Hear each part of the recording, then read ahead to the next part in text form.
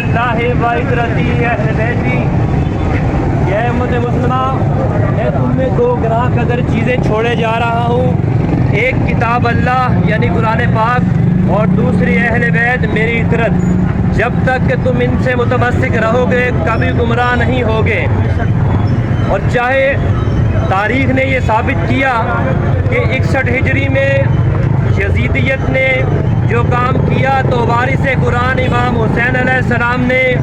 نوکے نیزہ پہ چڑھ کر قرآن پاک کی حفاظت کی اور بتا دیا کہ وارثان قرآن زندہ ہیں۔ اور چاہے آج کی یزیدیت ہو کہ قرآن کی بے ادبی کی جائے تو آج بھی وارث قرآن زندہ ہے،